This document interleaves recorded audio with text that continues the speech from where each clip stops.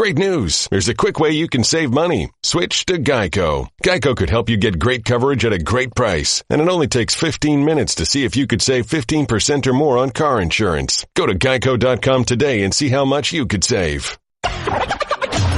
This is the Stephen A. Smith Show podcast. I'm Stephen A. What's going on, everybody? Dan Graca sitting in for Stephen A. all week long here on the one and only ESPN Radio. 888-729-3776 at 888-SAY-ESPN to you and I. At Dan Graca if you want to follow me on Twitter. And you know when something's so obvious they call it a no-brainer? Well, here's a big one. Barbasol is finally making razors. Introducing the Barbasol Ultra 6 Plus. It's got 6 ultra-thin blades for a close, comfortable shave. You can go to Barbasol.com right now and save some money. That's a no-brainer, too. All-Star Break Week. The festivities in Major League Baseball, so everybody in MLB gets a few days off at least, or unless I should say you were lucky enough to get an invite to the nation's capital for either the Home Run Derby, the All-Star Game, which will be tomorrow night, Derby later on tonight, of course, and, you know, well-deserved rest. And, you know, this isn't your typical halfway point either in Major League Baseball when you consider that the season started way back in March. The All-Star break was pushed back a week as opposed to when it normally is. So you got some teams, you know, in baseball that have played in the neighborhood of close to 100 games. I mean, the Houston Astros have played 99 games already. That is way, way past the halfway point of the season. So it's not fair to say halfway point. Anytime you hear one of these statistics that have been thrown out there as pertaining to a certain team, you know, most wins before an All-Star break, most losses before an All-Star break, most this, or you got to take it with a grain of salt because, as I said, you're playing way more games than you ordinarily would before the All-Star festivities. So we'll do all that stuff a little bit later on, talk about what we can expect to see over the next couple of days in D.C. and really take stock of where we are at this point in the Major League Baseball season.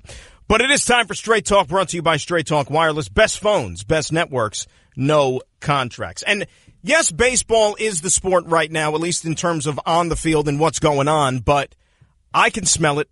I'm sure some of you can too. Before you know it, NFL training camps are going to open. As a matter of fact, next week, teams are going to start rolling in.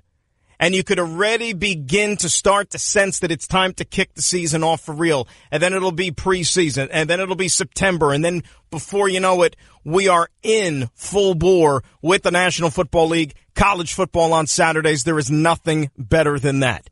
But today represents an important day in the National Football League calendar because teams have until 4 o'clock Eastern time. So a few more hours.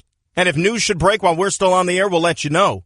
But teams have a few more hours for slapping the franchise tag on players that they have done so already to come to a long-term contract agreement. And the one that stands out more than the rest is, of course, Le'Veon Bell and the tug of war that he is playing with the Pittsburgh Steelers and vice versa.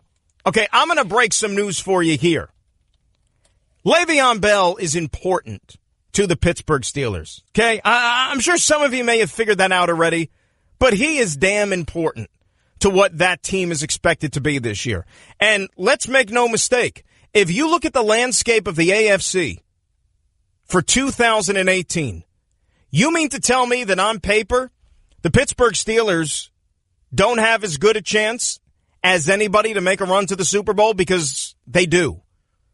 All right, eventually Tom Brady and Bill Belichick are going to lose some of that magic. You can't just pencil the Patriots into the Super Bowl each and every season. They've suffered some losses here over the last few months in terms of personnel, which takes away from the strength of their football team. All right, Jacksonville, they made a run to the AFC Championship game last year.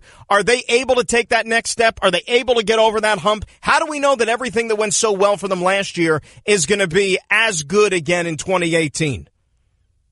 And you have some other teams that are certainly talented. You know, there's always clubs that come out of the woodwork that weren't even playoff teams the previous year that are going to go on a nice little run and maybe surprise us. But the Pittsburgh Steelers, on paper, on the field, you name it. If I'm making a list right now of favorites to represent the AFC in the Super Bowl, I got to say the Pittsburgh Steelers certainly carry more weight than the New England Patriots would right now. I truly believe that. It's now or never. And that's why when you look at this Le'Veon Bell situation, they need to make this thing work. Because I think it's more important for the Pittsburgh Steelers to be able to come to an agreement with Le'Veon Bell, even more so than Le'Veon Bell getting paid and getting a multi-year deal, and if you want to factor in that long-term security. See, there's this tremendous misconception when it comes to the franchise tag. All you hear from players is that they want to avoid it at all costs, right? Almost like to them it's an insult to get hit with the franchise tag. Oh, it's disrespectful. I want security. I want to be able to know where I'm going to be for the next few years. Every time I hear that, I scratch my head. You may too as well. Because I'm sitting here saying to myself, well, wait a minute. The franchise tag, it's not like you're getting paid minimum wage. You're actually getting as much, if not more, than the highest paid players at your position. Le'Veon Bell, if he were to sign the franchise tag with the Pittsburgh Steelers, would make $14.5 million this year on a one-year deal. Guaranteed. $14.5 million. Now, I don't know what you do for a living. I don't know what your chosen path is. I'm not trying to get inside your wallets and inside your pockets. That's not what I'm here for. But I'll just pose the question this way. If somebody came to you and said, you know what? I want you to assign a deal for whatever you do. You don't have security. There's no guarantees you're going to be here past a year. But for that 1 year, I'm going to give you $14.5 million. Would you do it? Would you sign up for that? Would you complain that you don't have that long-term security? You get $14.5 million. I don't care if they kick you out on the street after that 1 year is up. You can go buy yourself your own neighborhood and build it up whichever the way you want it to for $14.5 million. So I never understand these NFL players who look at that as some sort of a scorn whenever they get hit with the tag. He made $12.1 million last year, so this represents almost a $2.5 million raise for the player. Now, why is it more important for the Pittsburgh Steelers? Well, I'll tell you why exactly. Because if you're Pittsburgh, you still have a quarterback on your team who is still your franchise player in Ben Roethlisberger. And I know that Ben has been around for a while. And I know also that Ben, over the last couple of years, has put out some feelers that maybe, just maybe, he may want to hang it up sooner rather than later. You know, each and every year we hear, well, I don't know. I'm getting up there in years. I don't know how much longer I want to do this. This might be the end for me. Taking a lot of hits. I want to be able to enjoy my family. I want to walk away from the game in one piece, which he's entitled to do. He's been around this game for a long time. He, Eli Manning, Phillip Rivers all came in 2004. The clock is ticking. I get it. But Ben Roethlisberger is still making a nice chunk of change, which the Steelers certainly have to factor into their salary cap. But Le'Veon Bell's important to the makeup of this football team. I know you have Antonio Brown, and I know Antonio Brown might be the best wide receiver in the National Football League, or thereabouts. He's really, really good, and he's important to what they do. But outside of the quarterback, for my money, Le'Veon Bell is the most important player you have on this Steelers team. And he could say the same thing about running backs. And I'll also tell you in the next breath that a lot of running backs are dime a dozen. That's why everybody that was anti, Saquon Barkley with the second pick this year, because you can get a running back anywhere. You don't have to invest a draft choice that high in that position any further, even though teams that have done so over the last few years have had a tremendous amount of success right off the bat, i.e. the Dallas Cowboys with Zeke, Jacksonville, Leonard Fournette. We'll see if the Giants stay the course with Saquon Barkley. But the Steelers need to make this work. Because what I began talking about and saying how this could really shape up to be a special year for this football team, right? They have everything that it takes to be a Super Bowl team this year. You don't want to start the season off on the wrong foot with some adversity, and lo and behold, possibly a guy like Le'Veon Bell not even being part of the mix and part of the solution. Remember, he showed up last year, right around Labor Day, and they had a little rocky start to the season. Remember, they lose that game in Chicago, and it just seemed like it wasn't right for them. Even though they went 13-3, it just seemed like there was always something. And then it culminated with that one and done they had against the Jacksonville Jaguars last year at Heinz Field, where they played an awful football game. This year, they need to hit the ground running. Look at the beginning of the season. At Cleveland, rivalry game but winnable game. Then they get Kansas City at home. Not going to be a pushover. Then they go down to Tampa Bay where they're not going to face Jameis Winston. They're going to take on Ryan Fitzpatrick before the rival Ravens come in for week 4. So that's how you're starting off. And our own Adam Schefter is reporting that if Le'Veon Bell doesn't get a deal to his liking, he might hold out maybe even half the season. Do you really want to go that many games without this player if you're the Pittsburgh Steelers and have to deal with whatever garbage then ensues and whatever type of distractions potentially that brings about? This is a special football team this year. A special football team who has the potential to do a lot of good things. Don't screw it up. But let's get into this whole franchise tag thing. And let's examine that a little bit further. Somebody tell me why this is so bad. Really, why is this so bad? If he plays under this number, he's going to make about $26.5 million just between 2017 and 2018. $26.5 million. I don't know about you, but that's good work if you can find it. That's really, really good work. You look right now in the National Football League at the running back position. You know what the highest average annual deal is? Little over $8 million. $8.25. And that's Devontae Freeman. Devontae Freeman signed a 5-year deal, $41.2 million. $15 million of that is guaranteed. Only 15. Now, he could see more of it, but at least in terms of assurances, he's only guaranteed to get 15. Le'Veon Bell's going to get 14.5 in just 1 year playing under the franchise tag. There's no guaranteed contracts in the National Football League. And by the way, you can want security. You can want a multi-year deal and all this other stuff. But long-term deals don't protect players against injury and getting cut. Franchise tag, that money's all yours. Franchise tag, that's money coming right into your pocket. Nothing wrong with that. And you know what the penalty is, by the way, back to the Pittsburgh Steelers, and why it's even that more urgent for them to get something done with this player. Because if they then go ahead and slap that tag on him, perhaps for 2019, you know what type of a penalty that is for them? If you give a player the franchise tag for 3 years in a row, you are going to have to pay the player stay with me, 144% more than what you paid him the previous year. So base it off of $14.5 million for 2018. You do some quick math, they would be on the hook next year for about $21 million and change for this player. One player who's not a quarterback. I think the world of Le'Veon Bell. Just got done telling you so. I think that he's vital. I think that he's super important to this football team.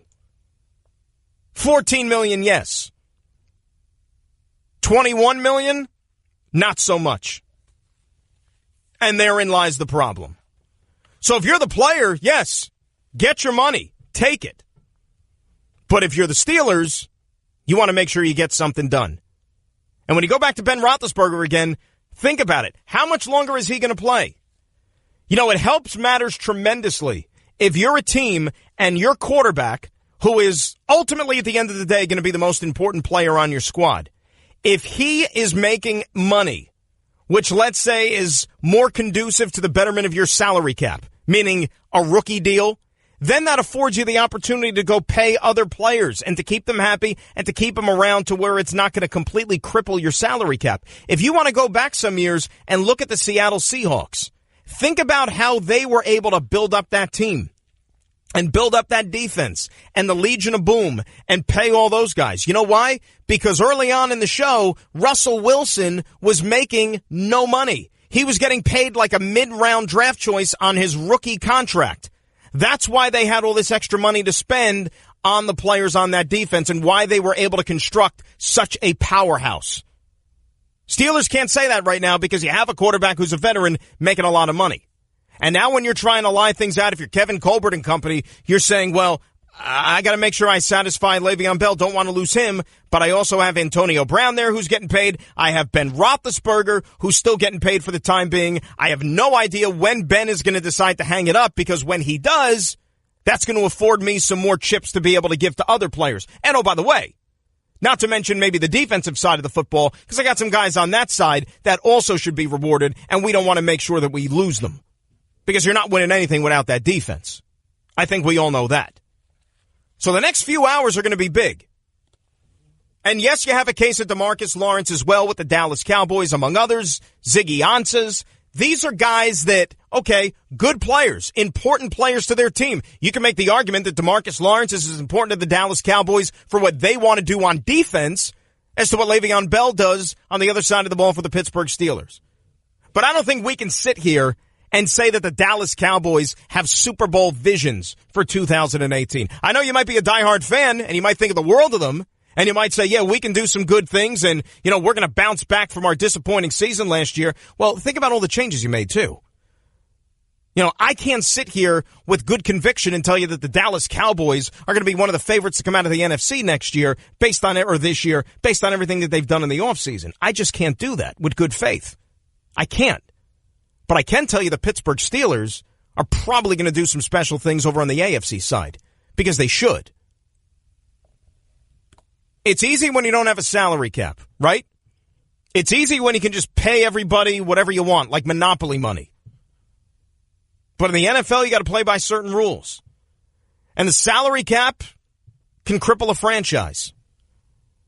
And that's why you have to have people in your organization that stay on top of this stuff. And it's not only just planning ahead for the upcoming season. You look at that cap and you look at your roster and the contracts. You need to be able to distinguish who we going to pay, when we're going to pay them, and how far down the road. And then who else is coming up. I mean, a good team, proper planning, they should be able to have this stuff already laid out. Like, for example, they're looking at the cap and they say, well, in 2020, we have so-and-so and so-and-so and so-and-so that we have to pay that are going to be up for new deals. How much are we going to be able to allocate to them realistically? How much is the salary cap going to grow by then? There are certain variables that you have to factor into this stuff. You almost need like an advanced accounting class. But that's what goes into this stuff. And the organizations that manage it better than others, coincidentally enough, are the ones that have the most success on Sundays over an extended period of time. You got to think 2 steps ahead with all assets of your organization. But the clock is ticking on this group when you look at the Pittsburgh Steelers. Clock is ticking. Ben's not going to play forever. This group, this trio, that seems like we've been saying it for I don't know how many of the last years, on talent, on paper, have as good as any on the offensive side of the ball in the National Football League.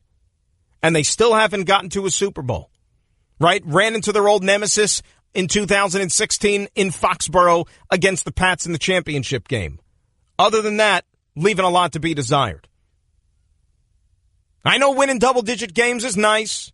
I know making the playoffs every year is nice. There's a lot of teams that have fallen on hard times, and you say to yourself, well, you know what? I would take that any day of the week, and most of them should. But this is the Pittsburgh Steelers we're talking about. This is a team that has tradition, right? This is a team you go into that building and you're tripping over Lombardi trophies. It's a Super Bowl or bust mentality. And not to mention the fact that most fans that I talk to still think the jury is out for the head coach. And the head coach has been there for, a dozen years? He's got job security. I would say that he's stable. But I think Mike Tomlin falls victim to what I just got done discussing, in that you're the coach of the Pittsburgh Steelers. You either win the Super Bowl or you don't. Everything else is a failure. There's certain organizations that exude that in professional sports. Championship or bust. New York Yankees, same thing. Okay, the Yankees are sitting there having a great start to their season here at the break. They're almost 30 games over 500. Aaron Boone is doing a nice job as a rookie manager. But guess what? If the Yankees don't win a World Series this year, it's going to fall on Aaron Boone. Because they had a pretty darn good manager last year that they decided to replace. So Aaron Boone is expected to take them one step further, which means World Series. I don't care that the Red Sox could win 112 games or whatever it is in your division. You got to get there. You got to win it. Otherwise, all this other stuff means nothing. And I think the same thing holds true with the Pittsburgh Steelers. You got to take advantage of these chances because you don't know how much longer they're going to be able to present themselves. You don't. You know, teams could be positioned to win for years and years and years and years. You know, you think you have these great draft classes. You got a bunch of young talent. You say the future is going to be ours. There's nobody that's going to stop us. We're going to be good for the next 4, 5, 6, 7 years. And then all of a sudden things change like that. Like that. Like take the Dallas Cowboys, for example. Just look at them. Right? A couple of years ago, Dak, Zeke burst onto the scene, win a division, look like the future's bright. Then they have a comeback to reality moment last year. Then some of the older guard, they move on from them. And now you're trying to filter in a bunch of new players and you say to yourself, well, where are we going here? Is this really going to work? Is this going to happen? There's no assurances. You know, the Green Bay Packers have been fortunate enough to have the best quarterback in football, or 1A, 1B, however you want to go about ordering the players. I'm an Aaron Rodgers guy. I'll put him at the top. I have no reservations doing so. But when the Green Bay Packers finally got to that Super Bowl in 2010 and won it with Rodgers, you're thinking, future's bright. So there's going to be many, many more Super Bowls for this guy and this team. Well, guess what? We're still waiting for the next one. Right? Still waiting. Can't predict injuries like what happened last year. Can ruin your season. And sometimes a bounce of the ball goes your way. Sometimes it doesn't. There's no assurances. And especially in the National Football League, where the turnover from one year to the next is as great as we have in any of the other sports. And that's what makes it so fun. And that's what makes it so unique. And that's why each and every year when the season starts in September, and that's why another reason why you get excited here, each and every one of these 32 teams, they believe they got a shot. And all the fan bases, you believe you have a shot because parity reigns supreme in that sport. That's why you have about 5 teams each year who weren't playoff teams the previous season crash the party. The turnover rate is tremendous. And that's what makes it fun. 888-SAY-ESPN is the telephone number, 888-729-3776. I want to hear from you on this. Straight Talk Wireless nationwide coverage on America's largest and most dependable 4G LTE networks. And before you hit the road for any vacation this summer, visit GNC. You need to stay healthy, and GNC has the highest quality solutions and supplements in the industry. GNC brand products pass to up to 150 quality checks. You can be sure you're getting the best prices with GNC's price match guarantee. GNC doesn't just match prices, they'll beat them by $1. Or you can try something new. If it's not right for you, return it for a full refund. You heard right, a full refund. This summer, live well with GNC. Exclusions apply. See an associate or GNC.com for details. Busy show. We're just getting started. Dan Graca sitting in for Stephen A. We talk to you next on ESPN Radio. Computer, execute 12.4p operation. Optimizing algorithm. Running encryption packet alpha 990. Oh, I don't feel so good. What is it, computer? Is it hot in here? It feels hot in here. I feel a little clammy.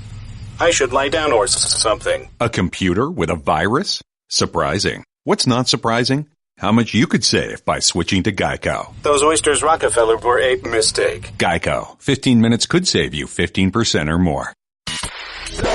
You're listening to the Stephen A. Smith Show podcast. ESPN Radio, presented by Progressive's Home Insurance. Get your quote at progressive.com today.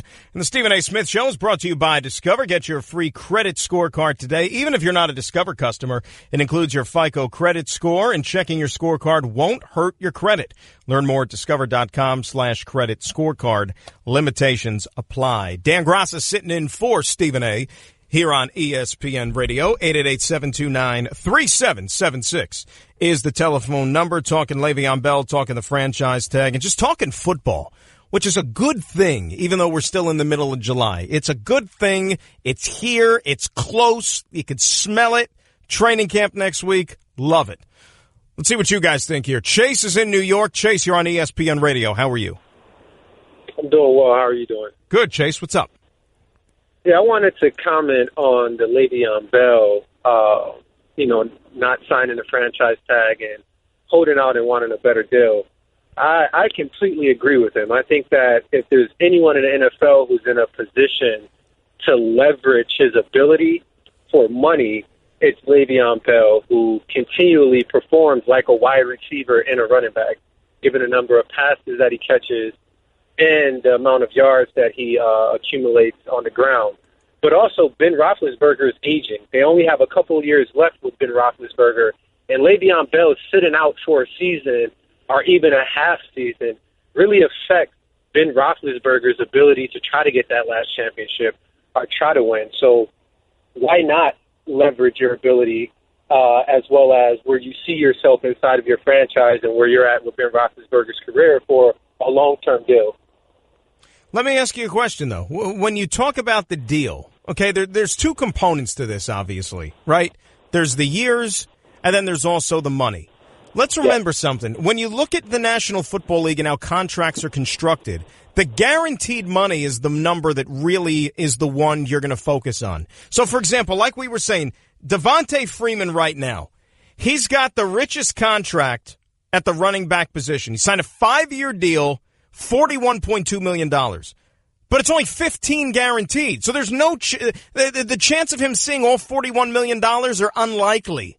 So if he's only getting $15 million in guarantees, okay, Le'Veon Bell this year alone with a franchise tag is getting $14.5 million. So 1 year he's almost equaling what the entire length of that Devontae Freeman contract would be in guaranteed money. Throw on top of that, he made $12 million last year as well on the tag. So $26.5 million in 2 years. You mean to tell me if you sign a multi-year contract, you're insured to get that type of money over the first 2 years of the deal?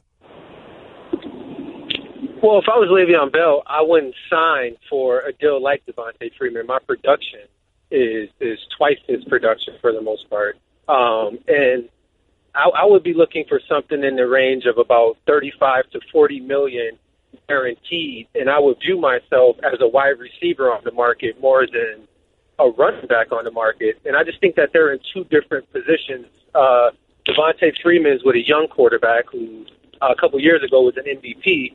Le'Veon Bell is with an older running back who really depends on him for those how's Matt Ryan a young quarterback? He's been in the league for 10 years.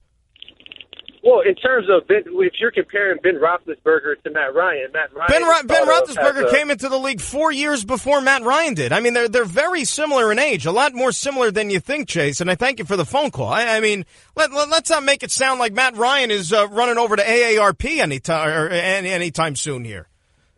He's closer to that than he is a rookie. Here's the thing, though. Le'Veon Bell could sit here and say all he wants, I should get paid like a wide receiver. I should get paid like this. You know what, though? The bulk of his touches are still as a running back. Guy led the National Football League last year in touches. In touches, just out of the backfield. He carried the ball over 300 times. He only caught 85 passes. So he's still going to be thought of as a running back. And I don't care who you are, whether you're Le'Veon Bell, whether you're Devontae Freeman, any of these other top backs in the National Football League, there is a price and there is a limit to what a team is willing to do in terms of paying that type of player. They think you can fill out your roster considerably better by addressing other needs at other positions, and it's going to help you win faster. So if you're looking out for the betterment of the player, like, you know, if you just want to look at Le'Veon Bell and what's in his best interest, why not take the franchise tag? You're getting paid. You're getting paid. There's 32 franchises in the National Football League. You know what? If you're a player that talented, you're going to be able to find a job. You'll get one of those 32 other jobs. Maybe it's not going to be Pittsburgh. But if money means the most to you, you don't care where it is. Shoot, you go play in Cleveland. As long as I get paid. Cody in Kansas, you're on ESPN Radio. How are you? Hey, how's it going, my man? What's up, Cody? Oh, not a lot, brother. I just want to comment on the Bell saga that keeps dragging on year after year. I think the guy's good and good enough to leverage his own situation, but I think his camp is giving him some very bad information. If he just plays, keeps his mouth shut, and collects his money, he's going to collect almost $10 million more over 2 years than he would probably get in guarantees over that 2 years in time. I think the guy just needs to play. Pittsburgh just needs to sit back, look at him and say, you know what? If the guy's good, we'll pay him. And Le'Veon Bell needs to look at it. If I get a Shazier injury, God forbid, where's my money going? Up in smoke. So. Well, that's the thing. And Cody, you're right, and I brought that up earlier, too. You know, these contracts, multi-year long-term contracts, they don't protect you if you get injured in most cases. You get injured, you can't produce. Unfortunately, you know what ends up happening? The team cuts you.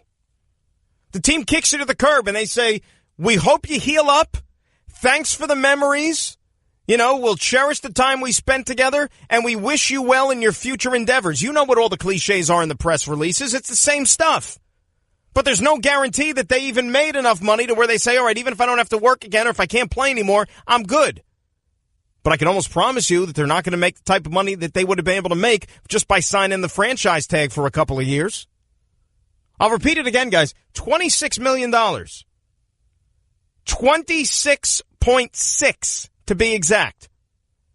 This year and last year under the franchise tag. You mean to tell me if he signs a multi-year contract that he's going to see that type of money over the first 2 years of the career? Maybe there's going to be something with signing bonuses and whatnot, but the guarantees might dry up after that. 888-SAY-ESPN is the telephone number, 888-729-3776. Dan Graca is sitting in for Stephen A. Smith here on ESPN Radio. Guess what? You're in the middle of the Stephen A. Smith Show podcast. Damn it, I mean it! Stephen A. Smith Show brought to you by Pennzoil Synthetics, taking synthetic motor oil performance to a whole new level. Make the switch to Pennzoil Synthetics today. And I want to remind you that you can tune in for the Major League Baseball Home Run Derby.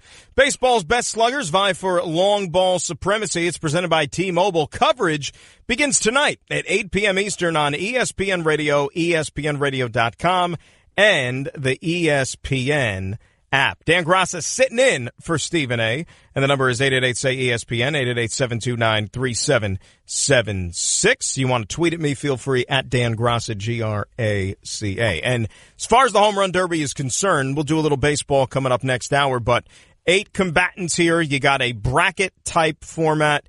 You got Jesus Aguilar of the Milwaukee Brewers against Rhys Hoskins of the Philadelphia Phillies in the first round. That's the 1 versus the 8. The 4-5 is Alex Bregman of the Houston Astros and Kyle Schwarber of the Cubbies. Then the 2-7 is going to be the local favorite, Bryce Harper of the Nationals against Freddie Freeman of the Braves. And then the 3-6, a name that you probably didn't think you'd be writing in the Home Run Derby at the beginning of the year, Max Muncy, who has been the Dodger in 2018, who's come out of absolutely nowhere to have a phenomenal season against Javi Baez of the Chicago Cubs. So it should be a lot of fun, and you can check it all out, of course, later tonight, ESPN and ESPN Radio. You know, back to our discussion here with the franchise tags and the NFL and whether or not that it is good or bad for the player. Do we need to revisit? I'm going to do it anyway, so I'm going to answer my own question is yes. But revisit the case of one Kirk Cousins, who is now gainfully employed by the Minnesota Vikings, and he's happy in purple, and he got his long-term deal, blah, blah, blah. But you tell me if there has been any player in NFL history that has benefited more from the current system, i.e. the franchise tag, than Kirk Cousins has. Think about how much he gained financially because of the system in place. All right, Kirk Cousins in 2016, and now he's a quarterback, okay? Keep that in mind. He is a quarterback, so the quarterbacks get paid more than anybody else to begin with, so that's why his franchise number was going to be a little high. However, 2016, $19.9 million. So that's almost $20 million. Last year, played on the one-year deal with the Skins for $23.94 million. Do some math. That's about $44 million, all guaranteed over a 2-year period for Kirk Cousins. Kirk Cousins. Okay, here's an answer to your trivia question that you could go impress your friends with later on tonight. Kirk Cousins made more guaranteed money over a 2-year window than any other player in the history of the National Football League. Kirk Cousins. Now, if I asked you to name the 100 greatest players of all time who've ever stepped foot on a professional field, would Kirk Cousins be on that list? Probably not. Great guy, beacon of the community, charitable endeavors, nice quarterback. But the highest paid player over 2 years? Him?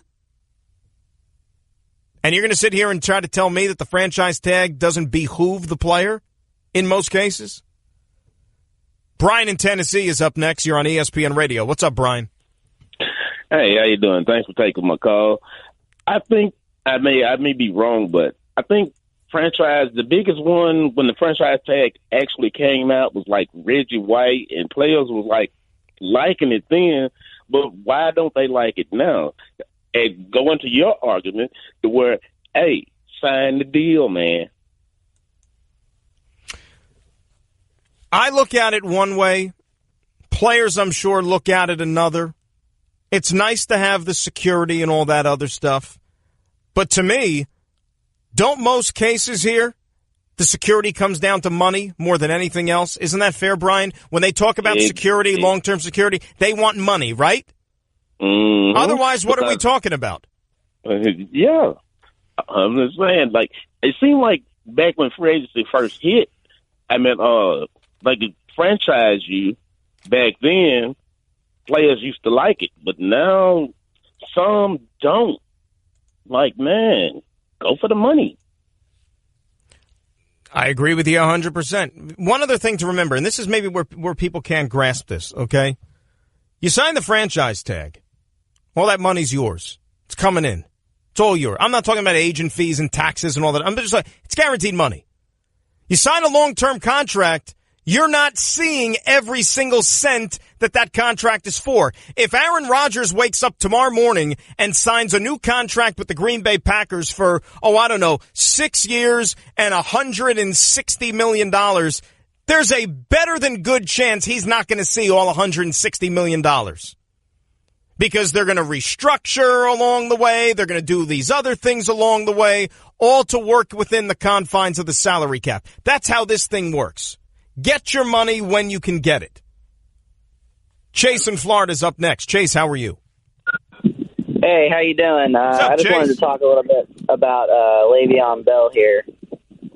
So, for me, just looking at the situation, in his mind, I mean, you brought up Devonta Freeman and how, only $15 million of his contract is guaranteed. And I see where you're coming from in terms of him making, a mass amount of money over 2 years signing the franchise tag. But in his mind, and honestly in my mind too, he's the most valuable running back in the NFL, just, from a catching standpoint, a blocking standpoint. He's the most valuable player on that team, not named Ben Roethlisberger. That is correct. So in his mind and in the mind of, his team, he should be paid like the highest, paid running back in the NFL, like the most valuable player on that team, not named Ben Roethlisberger. So he wants, I think, kind of along the lines of what Kirk Cousins has. He wants security and guaranteed money because, Kirk Cousins' contract is fully guaranteed. Kirk Cousins signed for $84 million. Kirk Cousins getting $84 million. Here's the difference, though. And Chase, thank you for the phone call. Kirk Cousins a quarterback. Le'Veon Bell is not. Get your big money when you can, even if it means the franchise tag. Coming back, Dan Graca in for Stephen A. on ESPN Radio. That's just a sample of what you'll hear on the Stephen A. Smith Show. Weekdays at 1 p.m. Eastern on ESPN Radio and the ESPN app. Great news. There's a quick way you can save money. Switch to Geico. Geico could help you get great coverage at a great price. And it only takes 15 minutes to see if you could save 15% or more on car insurance. Go to geico.com today and see how much you could save. This is the Stephen A. Smith Show podcast. I'm Stephen A. Here on this Monday, Dan Graca in For Stephen A. on the one and only ESPN Radio, 888-SAY-ESPN is the telephone number, 888-729-3776. You can also tweet at me. You can keep those tweets coming. At Dan Graca, Graca. A lot of you weighing in on the franchise tag stuff with Le'Veon Bell. Still nothing to report, but we have 1 hour less before they can work something out. So you got until 4 o'clock Eastern time, 2 more hours, not just with the Steelers and Le'Veon Bell, but a couple of other teams, of course, trying to see if they can hammer out a contract with their players, DeMarcus Lawrence, Dallas Cowboys. We'll keep you up to date. And we'll get your calls up, too, because I know a lot of people want to weigh in on all that stuff. And the bottom line, look, you have the rare exception. Kirk Cousins, I know, got it with the Vikings. He's a quarterback, and it's only a 3-year deal. And they guaranteed the full 84. That's the Vikings' cross to bear. All right? You better hope it works out. But it is only a 3-year deal. It's not a 7, 8, 10-year deal. It's not like the NBA, guys, where, some of these contracts in the NBA for the crazy money and, whether they're worth it or not. NBA, you get the guaranteed deal. You don't get that in the NFL. But if you get a franchise tag and you sign it for 1 year, you're getting that money. It's the short-term security, but the payday is a heck of a lot greater than what you would expect to get elsewhere. Now, we'll get back to those calls in just a second, though. Over the weekend, I guess it was on Friday, Magic Johnson made a conference call, or had a conference call, spoke to the media about his team's successful pursuit of LeBron James and bringing him in. And everybody's out there, of course, taking bows with the Los Angeles Lakers organization, as they should, right? I mean, this is a big deal, getting this guy to come play for you. To have him uproot, leave home, even though he's got a couple of places out there still, but to help now take a team which is still trying to find its way and get back to their rightful place among the NBA's elite, I think was a feather in the cap for LeBron, or for Magic Johnson. Certainly, as a guy who's still trying to prove himself as an executive, nobody is going to question Magic Johnson, the Hall of Fame player. Okay, Magic Johnson's greatest Laker of all time. I said it, okay? Magic Johnson, the greatest Laker of all time. Apologies to Kobe. But guy running the franchise, still unproven. He can't pick up a basketball, put his old uniform on, and go up and down the court and run the Showtime with Pat Riley there like he used to back in the day and did it as good as anybody. Now he's got to put this basketball team together. Now he's got to go out there and pick players, manage the cap, do all that stuff, and make sure that the players that they entrust will go out there and be as successful as he was during his playing day. A couple of things on that, though. Number one, Magic Johnson, did he show up at LeBron's house right when free agency began? Was he waiting outside in the car, eating some takeout food in the front seat with the dirty wrappers on the passenger chair empty? Yeah, he was doing all that stuff. He was there ringing the doorbell at the stroke of midnight when he was, even though it was 9 o'clock on the West Coast, but you get my drift. All right, he was there. He gave the speech. He was convincing enough to where LeBron said, all right, I'm in. But I think that we maybe have to pump the brakes a little bit and take a step back as to giving Magic Johnson all this credit as to why LeBron James finally decided to commit to the Lakers. Everything that you read, our very own Brian Windhorst, who's as piped into the LeBron camp as anybody, he basically told you even before all that it was as good as done that LeBron was going out west. I read an interview last night that Windhorst did with the Huffington Post and said, yeah, I kind of had a good feeling all along, about 90%, that he was going out there. So Magic Johnson really didn't have much to do with that. LeBron's got a couple of homes out there. Did Magic Johnson build the homes? It's not like LeBron James packed up his family and they moved into, Magic Johnson's guest house. LeBron's got a couple of palaces out there to begin with. LeBron's got the production companies and business ventures and all that stuff out in L.A. It's got nothing to do with Magic Johnson. Nothing at all. So all the things that maybe led LeBron to the Lakers and led him to moving out west were all there before Magic Johnson even got involved in this. Where Magic Johnson's going to prove his true worth as an executive in the NBA, or in this case with the Los Angeles Lakers, now you're entrusted to go out there and build a team around LeBron. Getting LeBron was the easy part. That was easy. Okay, you already had one foot in the door, basically. Now go out there and make this team a winner. Go make them a winner. Go get the help. But to say that he really had the credit and he was the driving force, I don't buy that. I'm not going there. And I'm also curious to see, and I know that we've got a lot of time before the season starts, okay? I'm really curious to see. They talk about patience. They preach patience. That was one of the other things that Magic was throwing out there the other day. I really want to see how patient they are and how much they stick to this plan. Because if you look at the Lakers right now, this isn't a championship team. Even with LeBron James, it's not a championship team. They still got some work to do. You know, are they maybe a playoff team now in the Western Conference next year?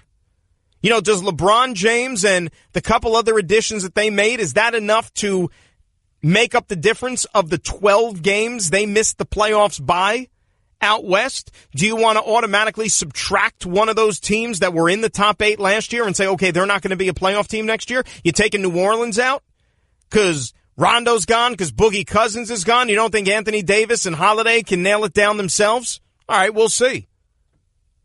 But to say championship, that they're actually going to be a threat to the Golden State Warriors, to be a threat to the Houston Rockets, I don't buy that right now. I don't think you can buy that right now. That's still asking a lot. And I think the worst thing the Lakers could do is essentially what Magic Johnson was saying, is that going out there and making a move just for the sake of satisfying today. It's not going to happen overnight. If they're looking at Kawhi Leonard and that's the guy that they think is the missing piece or the next guy that's going to make the Lakers significantly better, then just wait until next offseason when you can sign him. And you don't have to give anything up. All right, you got some young pieces that are intriguing, that can show you something. You know, let's see what Brandon Ingram becomes now that LeBron James is there. Let's see what Kyle Kuzma becomes now that LeBron James is there. I think if the Lakers make the playoffs in the Western Conference next year, you know what? That's a step in the right direction. That's, I think, progress. But expectations are way, way different from where they were when LeBron went back to Cleveland 4 years ago, and certainly when he went to Miami in 2010 when it was championship or bust. You can't look at it that way with the Lakers. So if they're telling you that patience is the way to go, then I think that that's half the battle right there. Now, when's the last time you were at the game or the concert? Go to vividseats.com/ESPN today for your exclusive discount offer. Vivid Seats, the official ticket partner of ESPN. Please be sure you're getting the highest quality supplements at the best prices with GNC's price match guarantee, or you can try something new. If it's not right for you, return it for a full refund. This summer, live well with GNC. Exclusions apply. See an associate or GNC.com for details. The other bit of news that I thought was pretty significant here that came out a few days ago with the NBA is the saga of Jimmy Butler and the Minnesota Timberwolves. Reports are that Jimmy Butler turned down a 4-year contract for $110 million with the Minnesota Timberwolves. Okay, that's his prerogative. He can do what he wants. And it's really not all that surprising when you consider that Jimmy Butler was the same guy who was also attached to another report saying that he and Kyrie Irving will potentially next year team up to call Madison Square Garden a new home and to go play for the New York Knicks. Well, okay, if they're already eyeing New York and they're already eyeing 2019, then it makes sense for him not to sign a long-term contract with the Minnesota Timberwolves. There was also reports a couple of weeks prior that maybe Jimmy Butler was unsure about the direction of the franchise, and he was unhappy with some of the younger players, whether it's Andrew Wiggins, whether it's Karl Anthony Towns, and, you know, maybe they weren't as concentrated on winning, and maybe they weren't as committed to winning, and wanting to make sure that they were taking the steps necessary to go out there and try to compete for a championship, which I find kind of comical too, by the way. I really do. You know, and look, I admit it's nice that Jimmy Butler, being a veteran player, wants to make sure that some of these younger guys don't get led astray, right? I get all that stuff. But somebody's got to tell me for a second, what has Jimmy Butler ever won? I mean, really, like, what has Jimmy Butler won ever? Ever. Like, did any of those Bulls teams that he were on, did they ever get past the second round of the playoffs? Right?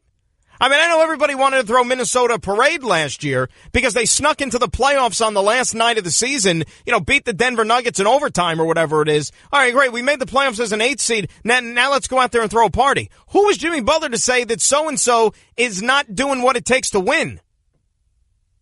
Why don't you play better? Whatever it is that you're maybe not doing, look yourself in the mirror and say, what can I do better? Instead of calling other players out. LeBron James says something like that. You say, all right, I get it. The dude plays 40-plus minutes a night, does everything on both sides of the floor, takes an entire franchise and carries them on his back. What has Jimmy Butler done? Yeah, I just find it comical. If you don't want to be in Minnesota, just say you don't want to be in Minnesota. I get it. It's not the best place to call home in the winter months during the basketball season. All right, they have some rough winters there. The weather is not good. If you just want to go play someplace else, just come around and say it. I'd have, me and a lot of other people probably have more respect for a guy who just comes out and says, I don't want to sign here long term. Don't want to be here. Instead of stringing the franchise along. There were Islander fans that were adamant, earlier in the month when John Tavares decided, I don't want to be an Islander anymore. I'm going to go sign with the Toronto Maple Leafs, the team I grew up rooting for. And Islander fans said, well, why did you string the franchise along during the whole season and say, don't trade me. I want to work something out here. When all along you wanted to go chase your boyhood dream and sign with the Maple Leafs. It wouldn't have changed the outcome, but maybe they would have looked at it a little bit differently. It's like, okay, well, that's what he was feeling, and that's the way he was leaning this whole time. Jimmy Butler's a nice player. Okay? Nothing more, nothing less. He's a nice player. He's not a guy that you're building around. He's not a franchise player, at least not in my estimation. So even if they were to join forces and go play for the New York Knicks, for example, if you have Kyrie, if you have Jimmy Butler, go to Broadway next year. Jimmy Butler is not the alpha dog. He's a supporting piece. That's it. He's a decent number 2, but I would feel more comfortable having Jimmy Butler as a number 3 on a team if you're really stacked with talent. So if you want to go to the Knicks next year, for example, and I don't know how it's going to play out, but if you have Porzingis, Kyrie, Jimmy Butler, and I'm not even throwing in Kevin Knox, who we know is the star of the Summer League, but let's see how he does against real competition when the NBA season starts. If you just want to go KP, Kyrie, and Butler, Butler's the number 3. Butler's the number 3. And I'd be okay with that. I'd be okay with that. And given where the Knicks are right now, I think most Knicks fans would take that certainly in a heartbeat when you talk about building this team. 888-SAY-ESPN, 888-729-3776 is the telephone number. All-Star game tomorrow night in Major League Baseball, as we told you, from Nationals Park in D.C. The starting pitchers have been named by the respective managers, and not really any surprise. Max Scherzer gets the nod for the National League. He's the hometown player. Jacob deGrom, maybe you can make an argument, has had a better year, certainly leads Major League Baseball in ERA, but they weren't going to bypass the opportunity to give Scherzer the ball in his hometown. It's an exhibition game. It's no different than when Matt Harvey started the All-Star game at Citi Field in 2013. You could have made the argument that maybe Clayton Kershaw was more deserving on the surface, but they were going to have the Mets start the game since it was at their ballpark. That's why they do it with Scherzer. And Chris Sale gets the nod in the American League, of course, very deserving for the job he's done for the Boston Red Sox as well. So you got your All-Star game tomorrow night. Those are the pitchers, and we'll find out what the rest of the starting lineups are going to be, at least in terms of the batting order and whatnot, here a little bit later on during the day. Let's get back to the phone calls. Let's say hi to Charlie in PA. Charlie, you're on ESPN Radio. How are you? Good. How are you? Good, Charlie. What's up? I just have a comment about Le'Veon Bell. Obviously, hands down, one of the best running backs in the league. But just how much do you think his usage factors in to the Steelers' decision maybe to franchise him instead of looking at a long-term deal? Say that one more time. I'm sorry. his usage. I mean, the guy's used a lot. I mean, hands down one of the best backs in the league, but maybe, from the Steelers' standpoint, maybe they're more comfortable franchising him as opposed to giving him a long-term deal. Especially when they have James Conner waiting in the wings, who they seem to be high on. Well, I mean, look, that's their prerogative. They have every right to do that because remember something, and I don't know how many people know this. If you do it 2 years in a row, that's one thing. But doing it for that third year, it's punitive for your salary cap because then you have to pay the player 144% more than what he was making the previous year. So if you wanted to follow along that path with Le'Veon Bell, for example, you're paying him $21 million then for 2019. And I don't think the Steelers are going that far for a running back, if you know what I mean. They're not going to go in that direction. So you can franchise a guy a couple of years. After that, you either got to sign him long-term or he's going elsewhere. And that's what happened with Kirk Cousins. The Redskins weren't going to do it for a third consecutive year. It would have destroyed their cap. Destroyed them. So everybody that wants to talk about, well, you're robbing the player can go out there and seek his maximum earning potential on the open market, blah, blah, blah. Fine. You know what? You can subscribe to that if you want. But I'll continue to look at it a different way. And I'll use Le'Veon Bell as my guinea pig here in the discussion. He is a running back, not a quarterback. He is a running back, and it is a position in the National Football League where the demands and the usage of the player is not what it was 20, 30, 40 years ago. It's not. There's very few workhorse backs in the NFL. So for the $26 million that Le'Veon Bell got between the last two seasons, guaranteed, by the way, is there a chance he's getting that money over the next, let's say, 2 years, even in guarantees, signing bonus on a long-term contract? Then what? Then what? They're putting that type of money in front of you, you take it. Let's say hi to JP in Brooklyn. JP, how are you? Hey, how you doing? I'm listening to the radio show this afternoon, and did I just hear you say on the Knicks, Jimmy Butler is a number 3? Well, first of all, he's not on the team yet. I mean, we got a long way to go here, don't we? You said if he was to be on a New York Knicks, if he became a Knick, first it would be Kyrie. I'm not going to argue with that. That's hands down. Then you said KP. That's right. Kristaps Porzingis is better than Jimmy Butler. You didn't say that. I didn't. Blasphemy. You're right. Blasphemy. I didn't say he's better than Jimmy Butler. My point is, on the Knicks, he'll be a number 3. But is Kristaps Porzingis not the franchise player for the Knicks? Is he not the unicorn? Matter. Is he? Okay. So wait a second. Wait. JP, let me ask you a question, though. Okay, and I understand maybe you're not as high on Kristaps Porzingis as other people are, and I understand. Look, we can agree on one thing. He's still got a long way to go to prove that he could stay healthy and that he can make it through an entire season and warrant being called the unicorn and the guy. But let's just say he fulfills. Well, I mean, that's say he hasn't done anything yet. Remember, he had himself. He was on track to having a pretty darn good year last year. All right, I'm there. I do the games. I watch the games. Before he got hurt, he was having a pretty good year. First few months of the season, he was playing in the MVP conversation. That's how good he was. Jimmy Butler wasn't. And so was Jimmy Butler until he got hurt. He was putting in work. JP, okay? And I thank you for the phone call. But JP, let me ask you a question. If you want to sit here, okay, Kristaps Porzingis or Jimmy Butler, who had more talent around him last year on their respective teams? Let's throw that one out there for starters. Okay? Let's throw that one out there. Jimmy Butler had Andrew Wiggins, had Karl Anthony Towns, by the way, is the alpha dog on that basketball team. That's the franchise player.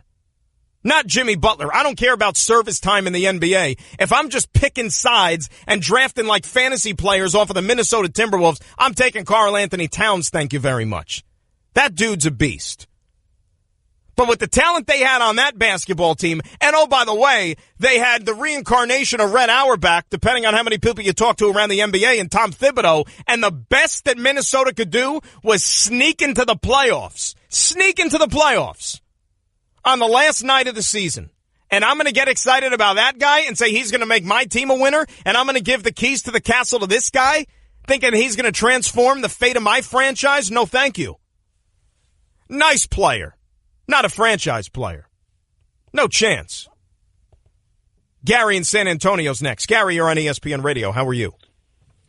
I'm doing pretty good. I kind of share some of the sentiments with the last caller. I'm not saying that he's better than Porzingis, but on the Knicks, as they're currently constructed, I mean, there's a lot of whispers too that, you know, Wiggins and Karl Anthony Towns, they don't take the game as serious. You got a guy who's wanting to win right now, grinding. Who are those whispers from, though? Are they from Jimmy Butler because of the report that got circulated?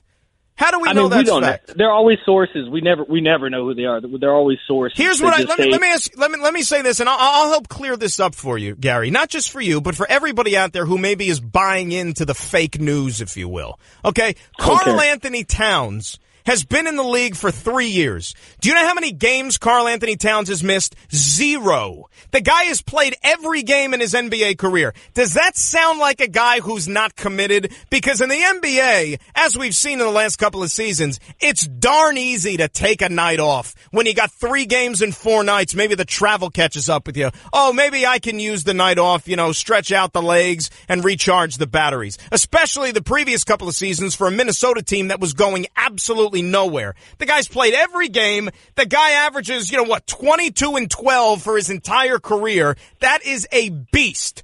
And all of a sudden, he's not committed to winning? I'd take that any day of the week. I won't say he's not committed to winning, but I'm just saying Jimmy Butler's obviously played with Tibbs before. He knows what Tibbs expects. So if he's used to a certain way of grinding, he gets there. They might not be in practice grinding as hard as he would like.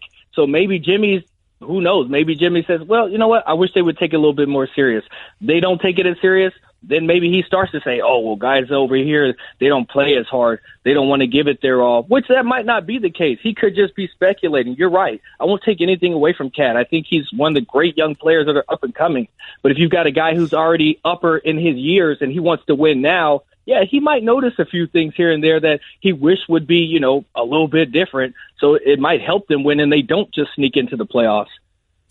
I hear what you're saying, Gary, and I thank you for the call. But again, what has Jimmy Butler ever won? How would he know what it takes to win? If I'm Karl Anthony Towns, I'd be like, you know what, dude, look in the mirror. What have you won? You made it to the second round of the playoffs? Oh, man, second round of the playoffs. Wow. Oh. Well, are you going to retire your number for making it to the second round of the playoffs?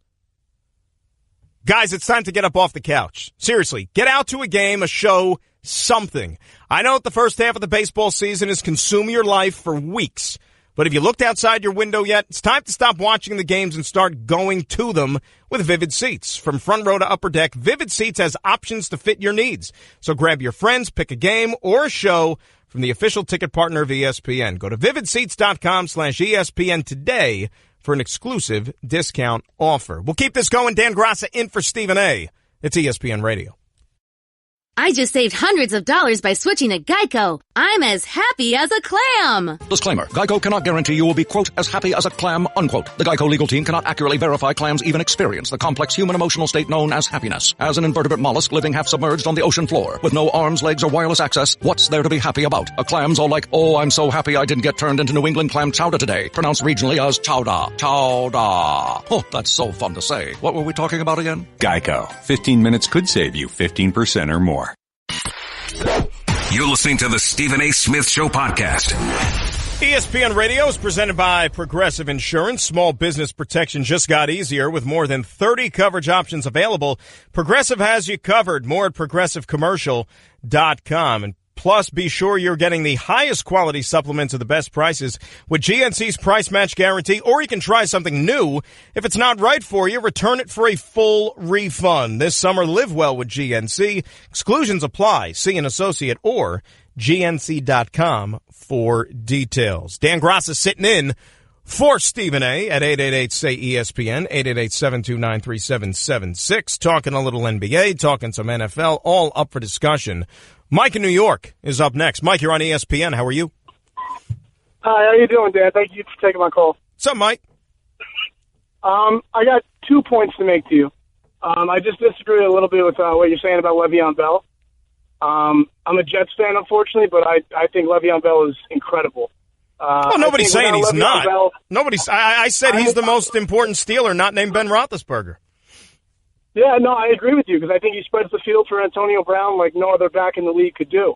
But to call him not a workhorse, I mean, I think if there's any workhorse in the NFL, it's got to be Le'Veon. I mean, he averages, 6 or 7 receptions a game, gets 25, 30 carries a game. I mean, he is the Steelers' offense when the ball's not going to Antonio Brown. I mean, I think he's a huge workhorse. Yeah, but Mike, remember, I never said he's not a workhorse. What I said was when you look at the running back position around the NFL, there are very few who we would call a true workhorse. I never said that Le'Veon Bell was not one. Anybody who's watched football over the last several years will tell you the position is certainly not as emphasized as it once was, where it was made up of the workhorse back. Now, most teams in the NFL employ 2, even 3 backs, splitting the carries, splitting the touches in the backfield. But Le'Veon Bell is not one of those guys. He is very important to what the Steelers do and a vital part of their offense. I agree with you. That's why I think he's so valuable. And I think that's why they should give him the money that he deserves. And I think that's why he's such a long-term back, because of what he does for that offense. Well, what he does for the offense, though, Mike, and I thank you for the phone call, here's the thing. It's one thing to want to, pledge allegiance to a guy and keep him around for, 5, 10 years, give him whatever he wants. That's all well and good. You don't want to let feelings get involved too much. He's great right now. What is he going to be, though, in 3, 4 years? And especially on top of the fact that he does absorb all of that work, and he does touch the rock as much as he does. All right, what happens in another 3, 4 years if all of a sudden he hits a brick wall and he's completely done? And maybe he doesn't have the same burst that he used to. What if, injuries start to play a factor and maybe his production goes downhill? We've seen it with some of the best backs that have ever come into this league. You think that they're going to be good and at the top of their game forever, and then all of a sudden, boom, done, shot. You can't afford to take that risk. You have to be wise, and especially when we're playing by the rules of the salary cap. Sean in Texas, up next. Sean, you're on ESPN Radio. How are you? I'm doing well. Thanks for taking my call, man. Big fan. Hey, Sean. Yeah, I just wanted to make a quick point about the Dallas Cowboys. I think people are kind of sleeping on them, but I think they do belong to be in the conversation for Super Bowl competitors, and the reason for that is, the cornerstone of their team is the offensive line, and I think unequivocally, it is the best offensive line in the league. I've seen where people want to say Philadelphia's offensive line is better, but, their left tackle is like 36. He's not going to make another season. And really, the only position I would give him an advantage on is right tackle. But, Dallas has a better center, right guard, left tackle. I think they've got a lot of depth. And for what they want to do offensively as far as ball control offense, really the offensive line is going to be the story of their season, in my opinion. Well, we know they have a good offensive line, but here's the other thing, Sean, and I thank you for the phone call. I don't want to sound like I'm channeling my inner Ben McAdoo here, but haven't we been hearing the same thing about the Dallas Cowboys and their offensive line the last, 2, 3 years, really, since they've gotten together? How far has it gotten them? Right? I mean, let's examine this for a second. How this great offensive line, where has it gotten the Dallas Cowboys over the last few years? I don't remember a Super Bowl that they were playing in. Do you? As a matter of fact, 2 out of the last 3 years, they missed the playoffs. Eventually, the guys behind that offensive line have to play. Now, you could say that, because Ezekiel Elliott was, went through his stuff last year off the field and he missed time. Granted. But now a lot is going to be on the plate of Dak Prescott, even more so, because whatever security blankets you thought he might have had, whether it was Jason Witten, whether it's Dez Bryant, all those faces, gone, turning over a new leaf. So it's going to have to be on those 2 guys. I can't say that they're a Super Bowl contender. I can't even sit here and tell you that they're a favorite to even win the NFC East. At best, maybe everything breaks right for them and they're in the discussion for a wild card in the NFC. At the absolute best. But to think anything greater than that on the surface is asking for a lot. A heck of a lot. Joseph in Brooklyn, up next. Joseph, you're on ESPN Radio. How are you? How you doing, sir? I know we're getting because you passed a little bit, but I wanted to bring up Jimmy Butler again because you were saying that Jimmy Butler, Timberwolves are fighting for like the last day to get into the playoffs and whatnot. But before that, he got hurt. They were a 4 or 5 team in the West. I know. I remember that, but how did it end up? I mean, that's the only thing. Well, because he got hurt. He got hurt, and then he came back at the end of the season, and they fought back in the playoffs. Like, my point is, I think if the Knicks got Kyrie Irving and Jimmy Butler, and if Knox ends up being a good ball player, and this kid Robinson, I think they're arguably the best team in the East. The best team in the East? That's asking a lot. Like I said, because then you have Tim Hardaway coming off the bench probably as a sixth man. If Knox and Robinson, that's really, like, a lot of things have to happen. But Porzingis got to stay healthy. But like I said, the East isn't great. We all know that. And like I said, with those guys, you're possibly the best in the East. Jimmy Butler's a great two-way player, too. It would be a significant upgrade. I'll give you that. And, Joe, thank you for checking in. I just can't sit here and say that automatically it puts them at the top of the East.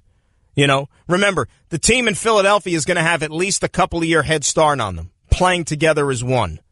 The team up in Boston, who knows what they're going to look like. Now, also, you're considering the fact that maybe Kyrie leaves Boston, goes to play for the Knicks. You weaken a team in Boston, and then that would make the Knicks stronger. I'll give you that. But I just can't sit here and say they're going to roll out the balls and they become the top of the heap when they haven't won anything in how many years? And they haven't been successful in how many years? That's asking a lot. Improvement, absolutely. And who wouldn't take that? Look, I'm not the biggest Jimmy Butler guy, I told you. But I'd take him on the Knicks and take him on the team, and you pair him with Kyrie Irving and a healthy Porzingis. That would get you excited. It would have to. 888-SAY-ESPN is the telephone number, 888-729-3776. Remember, you can keep the tweets coming as well. Find me there at Dan Graca, Graca. We'll continue this conversation. Dan Graca in for Stephen A. It's ESPN Radio.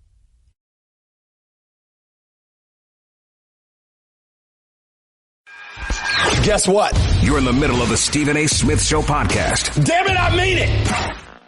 Yes, indeed. The Stephen A. Smith Show is brought to you by Amazon Prime Day. It's an epic day and a half of our best deals. It starts 3 p.m. Eastern today. We're talking like 13 minutes from now, so you better get on that. Surprise a friend or loved one today with a bouquet from 1-800-Flowers.com. When you order a dozen multicolored roses for only $29.99, you'll get another dozen absolutely for free. Go to 1-800-Flowers.com/ESPN. Dan Graca sitting in for Stephen A. We've had some fun here over the course of the program, but don't fret. We will be back with you mañana. We're with you all week, as a matter of fact, at 1 p.m. Eastern for the man, the myth, the legend himself. So we are just kicking the week off on a high note. We didn't get into baseball much today, but we will. The fact that they're in their all-star break, it's not going to stop us from talking about it because you got to love the game. It's America's pastime. Home Run Derby tonight. Tomorrow you got the game over at Nationals Park. One of the big names which is being thrown about in anticipation of the July 31st trade deadline, and he's also a guy you'll see on the field at Nationals Park tomorrow, Jacob deGrom of the New York Mets, who's had as good a season in terms of starting pitching as any in baseball this year. Is certainly going to make a good run at the Cy Young Award in the NL. Probably has every right to gripe about not getting chosen to start the All-Star game, even though they gave it to Max Scherzer, but he's the hometown guy there in D.C. But deGrom is having a phenomenal season. And, his name has been tied into trade talks as to whether the Mets, who are looking to probably rebuild to a certain degree again, and that's probably one of their more marketable assets that they could get a lot in return for and maybe inject some youth and some athleticism into a team, which can certainly use it, given the injuries and the age and the underperforming that they've had so far this year. Brodie Van Wagenen, who is the agent for Jacob deGrom, spoke to Ken Rosenthal of Fox Sports and The Athletic and had this to say. We have discussed Jacob's future with the Mets at length. Jacob has expressed interest in exploring a long-term partnership that would keep him in a Mets uniform for years to come. If the Mets don't share the same interest, we believe their best course of action is to seriously consider trade opportunities now. The inertia of current situation could complicate Jacob's relationship with the club and creates an atmosphere of indecision. Bottom line is, and I don't know if this is necessarily coming from DeGrom himself, this is just agent speak more than anything else. And by the way, Brody Van Wagenen and CAA, they have done contracts with the Mets. Brody Van Wagenen represents Yoenis Cespedes, so they have been able to broker deals with him in the past. And the Mets have been a little reluctant to sign Jacob DeGrom. He's right about that. But Jacob DeGrom is a starting pitcher who is 30 years of age. Remember, because he didn't come up until he was 26. And even though he's extremely talented and one of the best pitchers in the game, the Mets probably look at it from a standpoint of, all right, he's arbitration eligible for a couple of more years. So he's not like he's a free agent at the end of this season. He still have under control for 2 more seasons after this. And then he becomes a free agent after 2020. Mets may figure, you know what? Right now, as we're trying to figure out which direction we're going to go as a franchise, at least if we have him under our control, we'd rather go to arbitration and give him a hefty raise for a year as opposed to maybe signing him to a long-term contract. At the end of the day, the Mets are not trading Jacob DeGrom, okay? Everything that I have heard and everything that has been told to me is that they have cooled on moving either DeGrom or Noah Syndergaard. They're shifting their focus maybe down to other pitchers like Steven Matz, Zach Wheeler to maybe move on from. But the other thing that I counter with is if you also then in your next breath say that you think you can contend again in 2019 with some better luck, better health, then why would you look to trade these guys? You should be building around your starting pitching. Because starting pitching has actually been something that the Mets have been pretty good at this year, i.e. except for Jason Vargas, who was a disaster as a free agent signing and still is. There's apparently no guarantee to get a spot back in the rotation. But I still think when push comes to shove, they are eventually going to get something worked out with DeGrom, and I don't think that you're going to have to pay him in the neighborhoods of $150+ million. You could probably sign DeGrom to maybe somewhere in the 4 or 5 year range for 125, 130. I think that's a fair deal.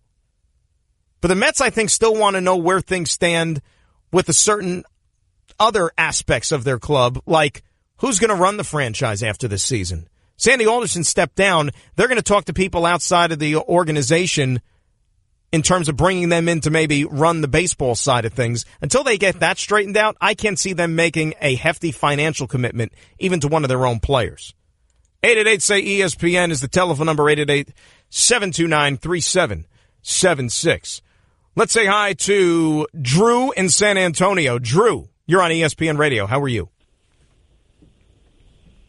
Drew, going once. Drew, we're going to move on from you. Wes is in Los Angeles. Wes, you're on ESPN Radio. How are you? Hi, sir. Thanks for taking my call. What's up, Wes? I just wanted to talk again about the Jimmy Butler, Tom Thibodeau situation. You really don't seem to like Jimmy Butler, and I think that you called Towns the alpha, and I think he's been the disappointing one. I think Tibbs got Jimmy Butler to try to help give some alpha male to Towns, and Towns really shrunk in the playoffs. He had so many analysts and veterans calling for him, and I think that Towns that he's not as good as we want him to be, and I think you're sleeping on Jimmy just a little bit. Maybe I'm not giving Butler enough credit, that's fair, but give Karl Anthony Towns some time. What is he, 21 years old? He's a kid, if that. Thanks to Nuno Cat and John.